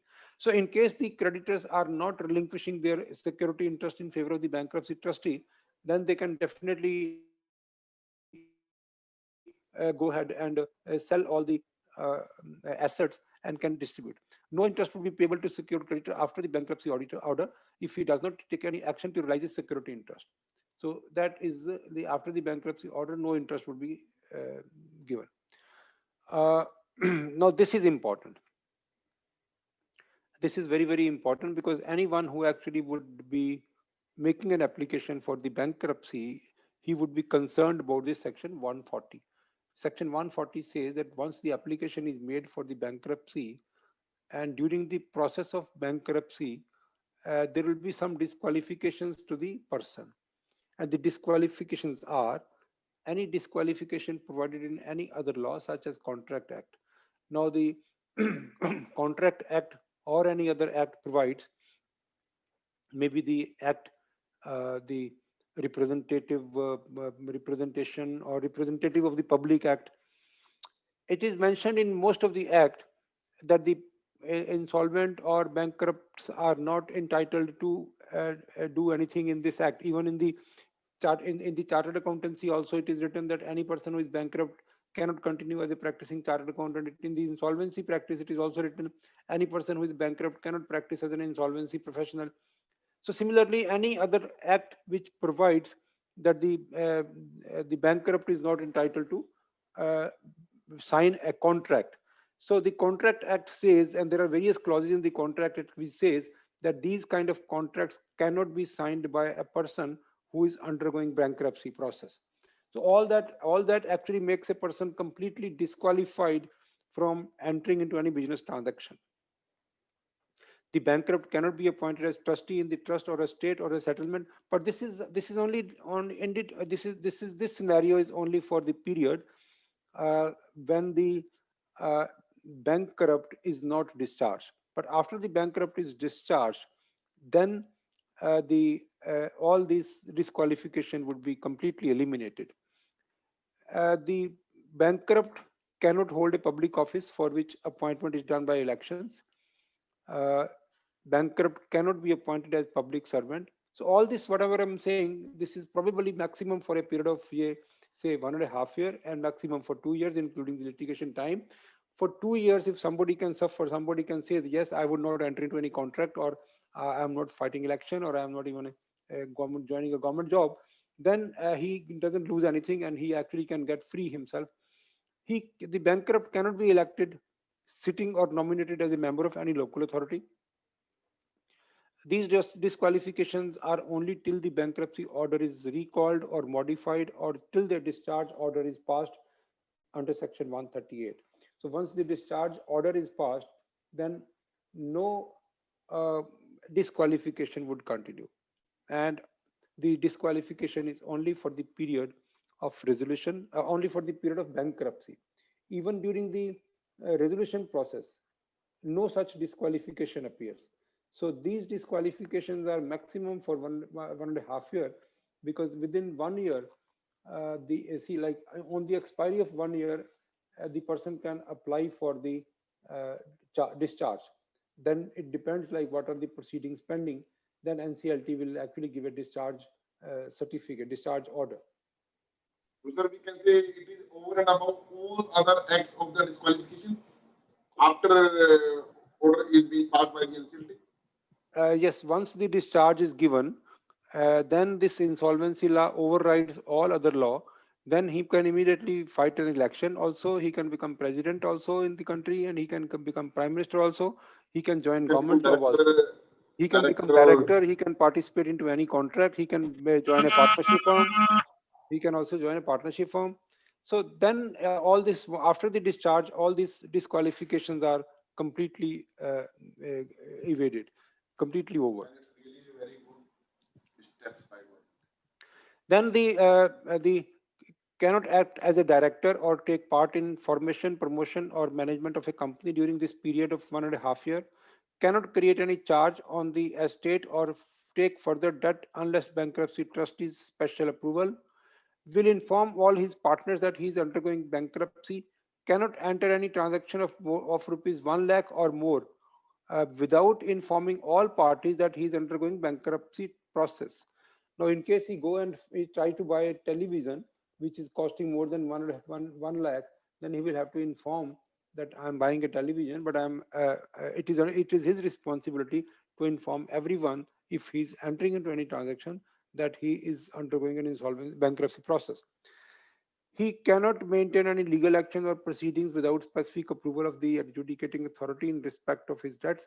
That means that he cannot even recover his debt, that he has to take approval from the adjudicating authority. But then the most important is cannot travel overseas without specific approval of adjudicating authority. So this is also very harsh, that the overseas tours are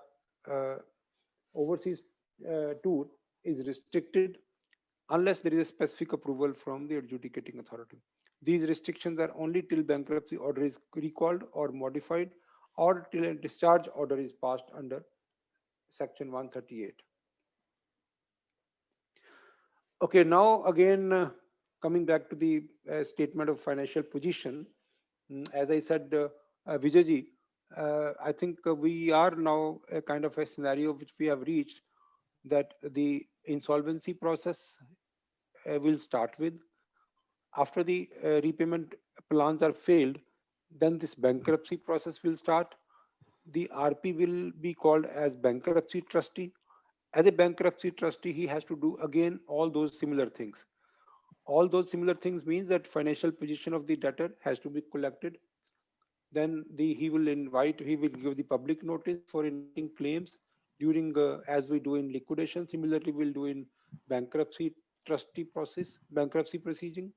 Public notice, there is a process given for giving public notice. Then the bankruptcy trustee will register all the claims and will communicate to everyone that the claim has been registered. Registration of the claim, future claim, for periodic claim, determination of the quantum claim, debt in foreign currency, transfer of debts due to creditors.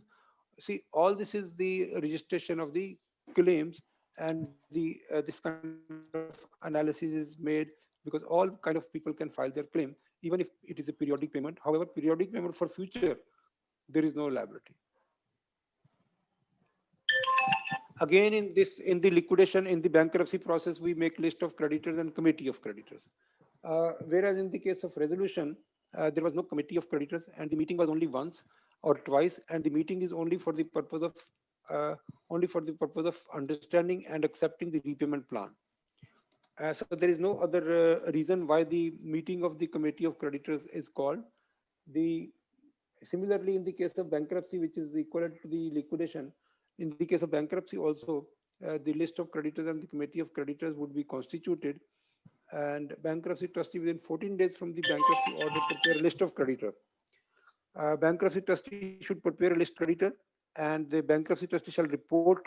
All this is a process oriented items, how to report, where to report. So I'm skipping that. Again, the meeting of the committee of creditors will happen.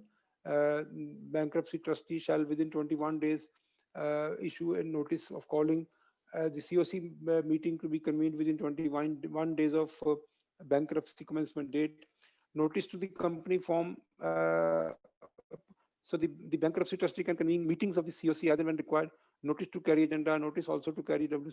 So conduct of the COC meeting is also important. It's similar to CIRP, so I'm skipping it.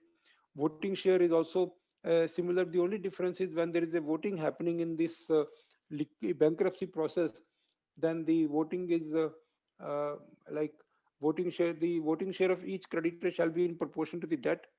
Voting share of the secured creditor would depend upon the relinquishment of security interest. In case he is relinquished the full amount, then the entire amount will be considered as his debt. Where in case he is not relinquished the asset, but he is only relinquishing the unsecured part of the debt, then of course the value of the asset has to be reduced, whatever asset he is not relinquishing. If relinquished, then full amount will be part. Unless provided otherwise, the COC will require more than 50% voting share to decide a matter or to pass a resolution. Voting at the meeting by present, then e-voting. Voting at the meeting by presence, then e-voting. The result of e-voting to be circulated in 24 hours. So here, whosoever is present in the meeting is okay, then the actual voting has to be done through the e-voting also, and the result of the e-voting to be circulated in 24 months. So this is the meeting part, completion of administration and distribution of the estate of the bankrupt. So as I said, the bankruptcy trustee to convene a meeting, the bankruptcy trustee shall provide a report in the meeting. The COC will approve the report within 7 days from the receipt. The bankruptcy trustee shall retain sufficient amount from the estate for meeting the expenditure. So these are all so now comes is the discharge order. So like in case I go back to the same, so when the completion of administration and distribution of asset is done, so within say 1 year, all the assets are collated and all the assets are sold, then finally comes to the issue of discharge order. Now, this is very important for any person who is suffering. When he gets the discharge under section 138, that means that the discharge would mean that he's a normal person. Even after that, he actually would have all the legal powers and all the social powers also, because it might be a stigma for some time, but it is like the people fade out in their memory, and it is actually very, very important that any person who is having financial stress should get the discharge order and should start his life afresh. So the discharge order, when the discharge order is applied, One possibility is that within 7 days from the COC can say that the administration part of the assets has been completed. The COC will approve that we have not been able to find assets which are worth recovering. The adjudicating authority shall pass a discharge order if satisfied. A copy of the discharge order shall be provided to the IBBI also. So this discharge order is issued by the adjudicating authority. Once the discharge order is issued, that actually means that after that, there will not be any debt except for the excluded debts. All other debts would be considered waived. Whatever I could pay, I have paid, and all other is okay. Effect of discharge is that shall release bankrupt from all bankruptcy debts, except from any debt incurred by means of fraud or breach of trust to which he is a party. Discharge will not affect functioning of the bankruptcy trustee, operations of bankruptcy process and administration and distribution process under chapter 4 and 5. Anyway, so then there is a possibility of recalling of the bankruptcy order, then replacement of the bankruptcy trustee, like in the CIRP, when the liquidation of the company is happening, the liquidator cannot be removed except by the IBPI. So here in this case, even at the stage of bankruptcy trustee also, the COC can replace the bankruptcy trustee by a vote of 75%. So this original 75% in the other area, it is already reduced to 66%, but it continues to be 75, and we actually have to start this profession of this. Later on, the government will think whether the 75% is it should be modified. Trustee, the AA will pass the order after verification of the proposed bankruptcy trustee. Earlier bankruptcy trustee will deliver possession of the estate of the bankrupt to the newly appointed bankruptcy. So the same process of change in the bankruptcy trustee can also resign. There can be also vacancy. The bankruptcy trustee can be released also. The fee of the bankruptcy trustee is mentioned in regulation 4. It is similar to the liquidation fee. There is a chart and there is a timeline, and you should be able to get best money in case you reach there early. So that's what I could feel. The administration and distribution of the estate. I mean, this is what I said, section 178 of the chapter. Now,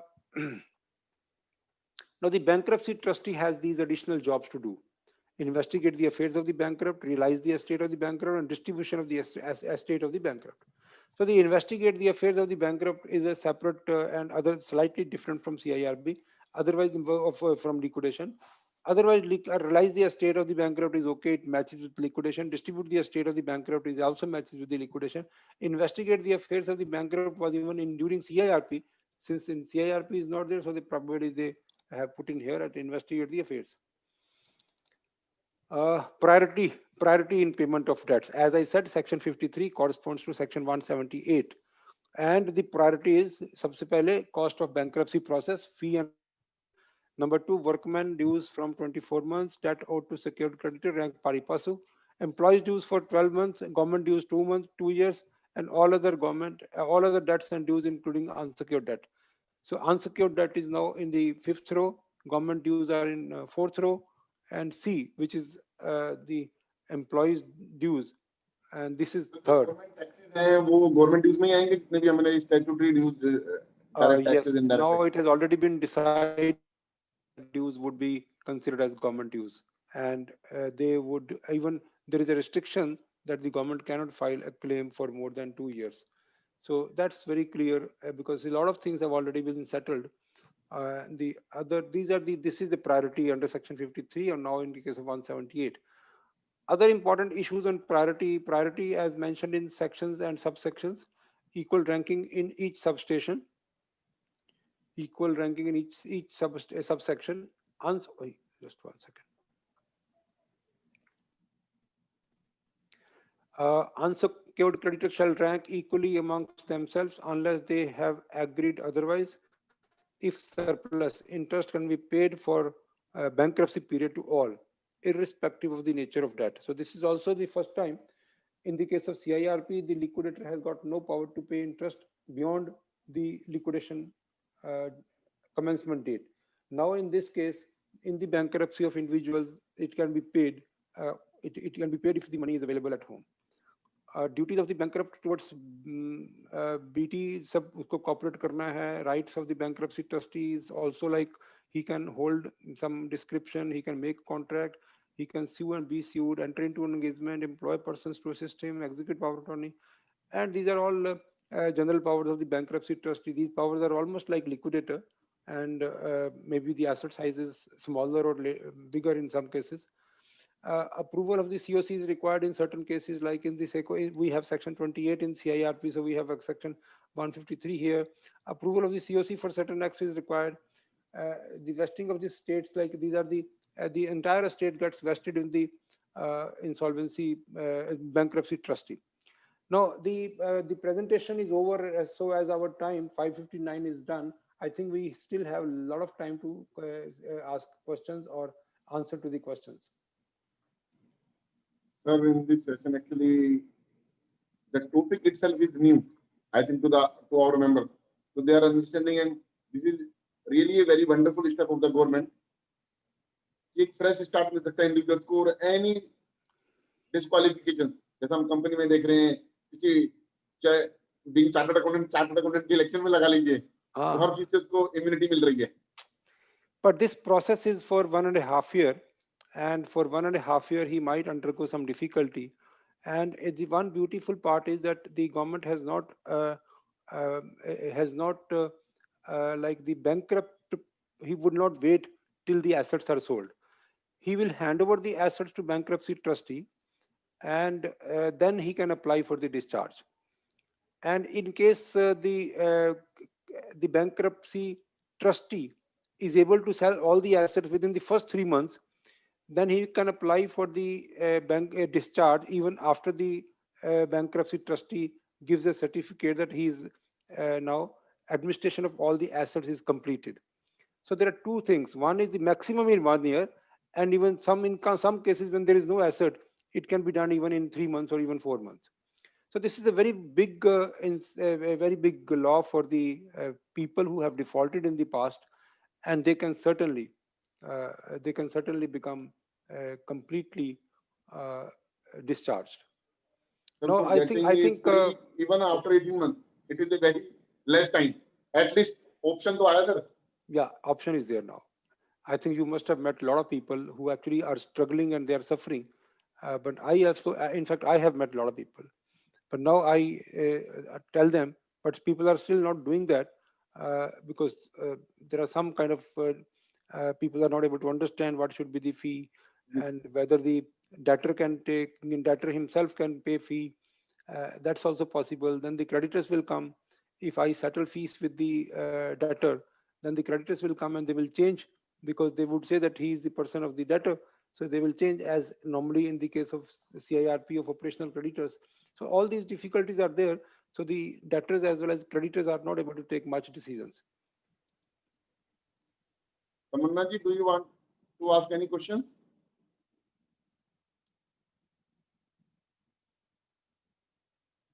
So still there are 333 participants which are still connected with us.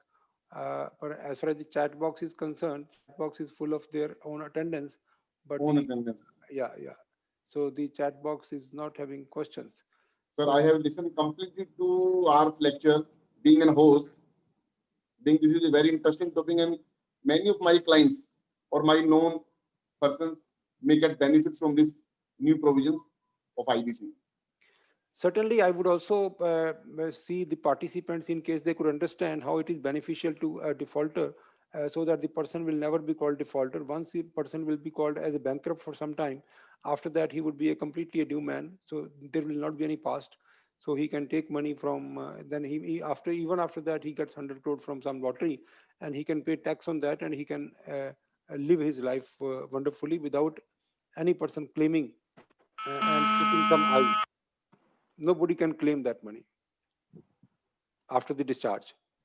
Actually, India में एक normal process चला आता था बिना documentary, ये दिवालिया हो गया.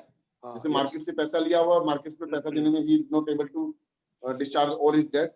तो simply मार्केट में कहते थे जी दिवालिया हो गया, लेकिन documentary records या कानून के हिसाब से वो दिवालिया नहीं होता था. No, actually there are some about 1,000 cases there in our country, which was uh, still continuing in the courts, in the other acts, other like the Presidency Insolvency Act was there. There are two acts which are working in the country, and it was popular in Bombay and Gujarat, and in one state of South India also. Otherwise, in North India, this was not very. It was, I don't know whether it was applicable or not, but we haven't seen any application in North India where the personal insolvency is being done. But in Mumbai and in Gujarat, I think there are some. Thank you, sir. And I, on behalf of NIRC, I am very much thankful कि आपने इतने easy शब्दों में बताया, और हमारे पिछले 6 महीने से रेगुलर लोग वेबिनार सुन रहे हैं, और कुल मिला के मैं कह सकता हूँ कि थक भी चुके हैं, उसके बावजूद 350 की स्ट्रेंथ रेगुलर बनी हुई है हमारी इस वेबिनार के अंदर। तो ये अपने आप में उनका इंटरेस्ट शो करता है कि किस तरीके से लोग नॉलेज लेने के लिए एक्टिवली पार्टिसिपेट कर रहे हैं। And our chairman Shashank Agrawal has initiated a process कि हम आपको फिजिकली मिलके कोई मोमेंटो देने का जो हमारा प्रोसेस था वो आज की डेट में नहीं है, but he initiated a certificate with followed by courier. So Sudhir ji, I request to kindly share the certificate of as a token of love from NIRC. That's wonderful. That's very good. And I think I also would be getting some CPERs also. Definitely, sir. My name should be mentioned there in the CPERs. And Yes, sir. Yes, sir. All the panelists, it is already decided by the ICAI. If the participants are getting the CP hours, definitely panelists must give the CP hours. Certainly. तो sir आपके साथ साथ मुझे भी CP hours मिलेंगे. That's wonderful. Very good. Thank you. Certificate, and this is a very good recognition, and we'll keep it as a good possession. Thank you. Thank you for this. And thank you all the participants. I am again thankful to see Anil Goyal ji who has given his time. And हमारा 1 और 1st and 3rd अक्टूबर को फिर से हमने अनिल गोयल जी को invite किया हुआ है on the series of committee of creators. Committee of creators अपने आप में एक वास्ट फील्ड है जिसको हम 2 क्लासेस में कवर अप करेंगे, and the session will be taken by the Anil Goyal sir itself. और कल का हमारा सेशन वैल्यूएशन कैवेट के ऊपर है, जो आईबीपीए ने अभी एक गाइडलाइंस लॉन्च करी है कि किस तरीके से हमें कैवेट डिस्क्लेमर्स लेने चाहिए वैल्यूएशन रिपोर्ट में। तो कल सी अंकित गोयल जी NIRC में 11 से 1 का वेबिनार है। So thank you all the participants on behalf of NIRC. I'm again thankful to all the participants for giving their time. Thank you, sir. ऐसे अब विजय जी, अगर जो बैनर आप बनाते हैं वो बैनर अगर मिल जाए तो हम भी अपने कुछ लोगों को सर्कुलेट कर देंगे पार्टिसिपेशन सर एक्चुअली कल का आज का बैनर बनने में थोड़ा डिले हो गया, इसलिए सर्कुलेट नहीं किया। कल वाला बैनर ऑलरेडी अभी पहुंच गया है किसी के पास में। मतलब it is delay on the part of NIRC. Alright, sorry for that. Thank you very much, Vijay ji. Thank you very much for inviting me to this session. And in this process, like I also could get freshened up for my personal insolvency study. So I could study, and I am also gained a lot because of this effort of yours. And thank you very much. सुनने से ज़्यादा effect तो पढ़ाने वाले को ज़्यादा मेहनत करनी पड़ती है, no doubt. Yes. Thank you, sir. Thank you, ji. Thank you very much. Thank you all the participants.